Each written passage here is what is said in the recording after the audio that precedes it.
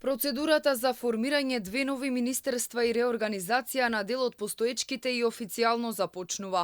Пред да ги достави имињата со новиот предлог кабинет и ден пред да го добие мандатот од претседателката, идниот премиер во собранието поднесе предлог измени за работата на органите на државната управа.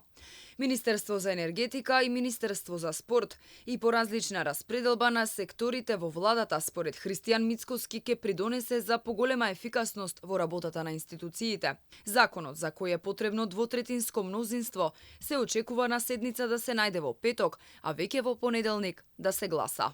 Пред изборите кои поминаа ветивме функционална и правна држава, ефикасна влада која ќе спроведе реформи и ќе го подобри животот на сите граѓани во Македонија. И сето тоа кое што го ветувавме за време на изборите да стане реалност и секојдневие во нашата држава.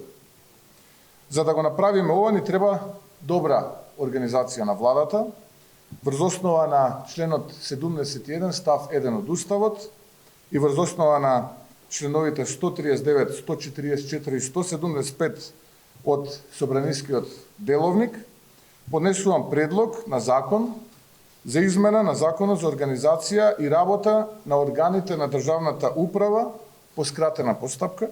Во меѓувреме финишираат преговорите за состав на идната влада помеѓу ВМРО, ДПМН, ЗНАМ и Вреди. Мицкоски очекува идната влада да биде изгласана пред крајниот рок, што е дефиниран согласно Уставот и законите. Можам да кажам дека преговорите привршуваат, тие се веќе завршени во одредена мера, во делот на формирање на владините ресори. Преговорите се завршени во делот на, условно кажано, третиот ешелон. Денеска треба истите уште еднашка да бидат потврдени, така што очекувам утре нормално претседателот Силјановска да го даде мандатот на јасно декларираното мнозинство.